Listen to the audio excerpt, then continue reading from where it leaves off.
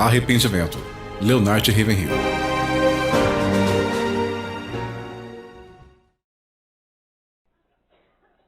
Ele usa aquela palavra que ninguém gosta. Arrependa-se. Arrependa-se. Não apenas confesse seus pecados, abandone-os. Fuja deles. Uma antiga definição diz que arrependimento é deixar o pecado que eu praticava antes e mostrar que eu estou sinceramente pesaroso ao não praticá-lo mais. Se um homem nasceu de novo, genuinamente, todas as coisas velhas já se passaram, todas as coisas velhas se passaram, eis que tudo se fez novo. Sabe, temos pregado o evangelho aceitável hoje em dia, fazendo dele o menos doloroso que podemos, e tudo o que fazemos é dar uma injeção nas pessoas para que elas adormeçam e vá para o inferno mais rápido. Nós precisamos de uma pregação infernal sobre arrependimento. Se qualquer homem, em qualquer lugar, em qualquer momento estiver em Cristo, ele pode ser o mais torto, pervertido, carnal, cruel, pútrido homem do mundo. Mas se o milagre da regeneração vem a ele, ele recebe um novo coração, uma nova mente, um novo espírito, uma nova aparência interna, uma nova aparência externa, tudo novo. Nós esquecemos a maravilhosa majestade do novo nascimento.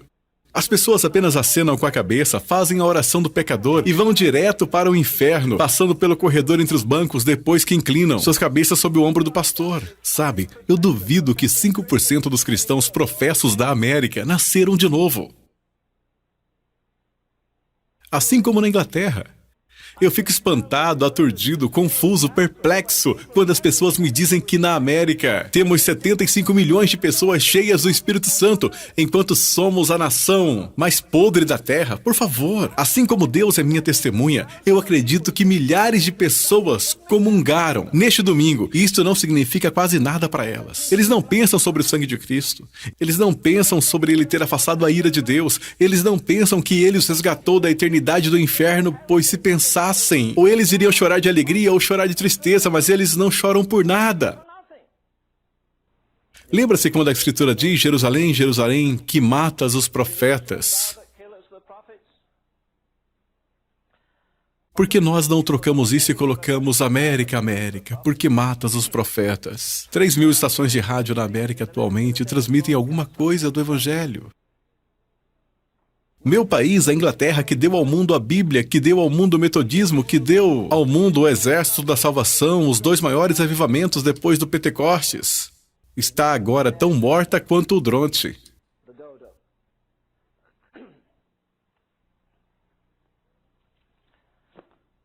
Nós queremos fazer um investimento de curto prazo, não é verdade? Queremos receber a glória de Deus com uma noite de oração ou num período noturno de oração. Ou então, eu adicionei 2 momentos de 10 minutos na minha oração diária.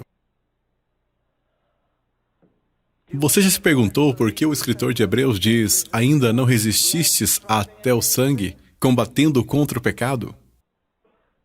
Cada gota de sangue, de Abel até Zacarias, quando fizeram aquela lista toda no templo, até a última pessoa que é entesourada por Deus e listada por Deus. E todos que foram martirizados na Rússia, até hoje, cada gota de sangue foi registrada nos céus, seja na China ou em qualquer outro lugar.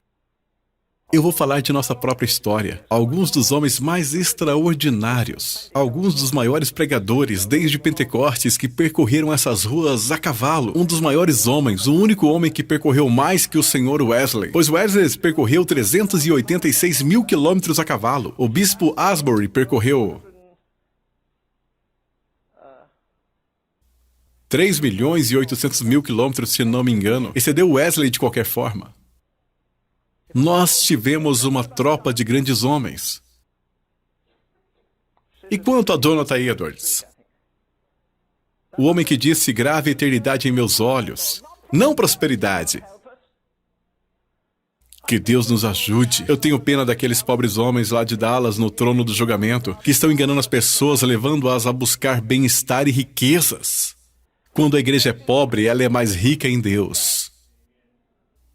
Os abençoados apóstolos disse: eu não tenho nada, eu não tenho casa, não tenho proteção, não tenho confortos, não tenho direitos, eu não tenho nada, mas eu possuo todas as coisas. E não dizia isso como retórica ou falando docemente. Ele demonstrou que possuía todas as coisas. Ele teve poder sobre os demônios, ele teve poder sobre os mortos, ele teve poder sobre a adversidade. Ele podia regozijar na prosperidade e na adversidade, em tempo e fora de tempo. Açoitaram-no 195 vezes e ele canta aleluia. Prendem-no em uma prisão suja em Roma e ele escreve 4 de suas maiores epístolas: Filipenses, Colossenses e Efésios. Sabe, cada vez que eu vejo na TV uma mulher velhaca que fez uma fortuna apenas dizendo 4 palavras: onde está o bife? O que isso tem a ver com você, irmão Ravenhill? Escute, se eu tivesse uma igreja hoje, eu teria sobre o meu púlpito escrito essas letras maiúsculas: onde está a angústia? Deixe as pessoas irem para o inferno. Para que nos preocupar? Nós temos o lindo domingo vindo aí. Nós temos tudo planejado. Nós esquematizamos os hinos. Nós sabemos quando o coral se levantará e quando se sentará e quando o Sr. Johnny se levantará e se sentará. Quando ele estará cantando ou qualquer outra coisa. Então nós daremos ao pastor um pouco mais de tempo dessa vez. Ele terá 21 minutos ao invés de 20. Eu poderia andar de joelhos até a plataforma alguns domingos. Espero que chorando. O maior trabalho do mundo não é dirigir a Casa Branca, mas sim a casa de Deus.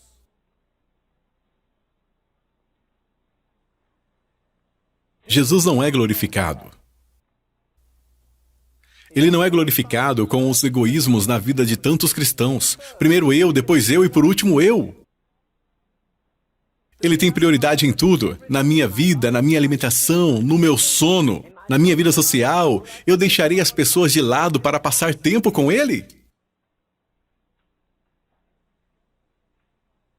O maior dom deste lado do mundo é ser cheio, ungido e manter-se na unção do Espírito Santo de Deus. Sabe o que há de errado com a nossa geração? Eu te digo que o caminho de vida do cristão está espargida com pessoas famosas.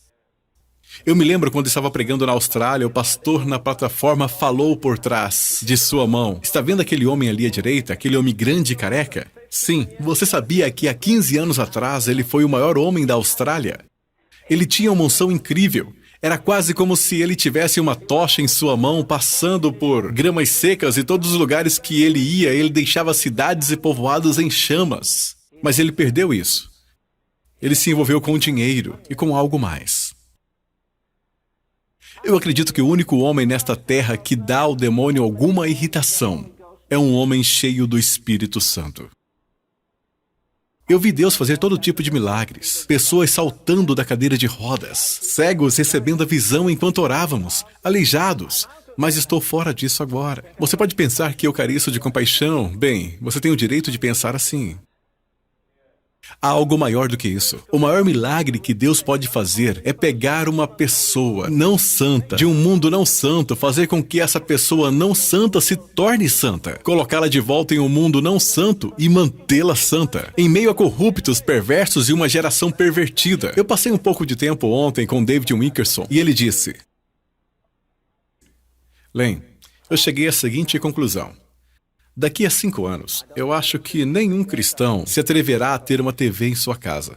Há uma nova invenção, você pode colocá-la no topo da casa. Acho que ele disse que custa $100 e você pode obter corrupção que você quer de todas as estações ao redor deste país. E como se não fosse o bastante, também de outros países. Nós estamos saturados com o mundanismo.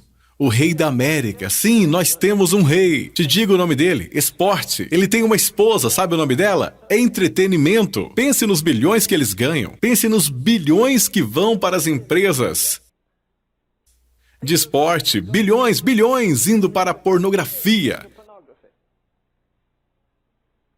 Isso nos perturba? Eu gostaria de ver cada igreja na nação fechada, por uma semana pelo menos. Por que eu deveria pregar para vocês? Deus sabe que eu estou acrescentando condenação para você esta noite. Você nem pode lidar com a verdade que você já sabe. Por 5 ou 10 anos você não pode lidar com ela. Por que eu deveria trazer a você mais verdade? Por que eu deveria desafiar você a ter uma vida cheia do Espírito Santo? Uma senhora aqui disse outro dia que ela foi extraordinariamente movida. Eu estava aqui. Noite passada aconteceu novamente. Aquelas milhões de pessoas na Etiópia. Uma pessoa disse que é uma inanição tremenda. Eu também poderia dar a você nomes de homens que tramaram isso. 1 milhão de pessoas poderá morrer na Etiópia e mais de 1 milhão na África.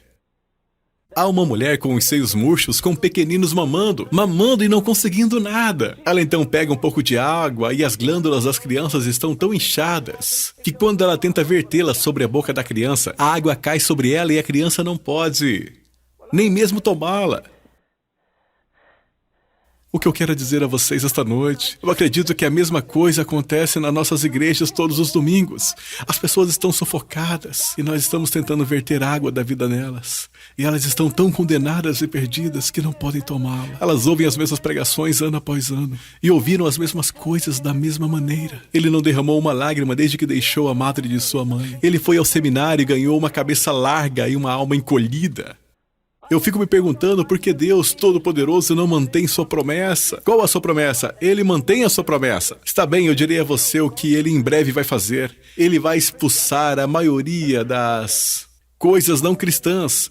Aquela cristandade organizada, religiosa, voltada às finanças, que não tem poder para transformar. Por que nós enviamos pessoas para outros países? Nós não podemos nem mesmo salvar o nosso próprio país. Um rapaz na TV diz: dê-me mais dinheiro, minha mensagem tem que entrar no Japão. Por quê? Porque eles estão perdidos? Eles estão? Sabe quantas mortes, quantos assassinatos os japoneses têm em um ano? 20! Nós temos a mesma quantidade em um dia no estado de Nova York. O que você acha? Eles vão virar as costas e dizer: coloquem o seu próprio país em ordem.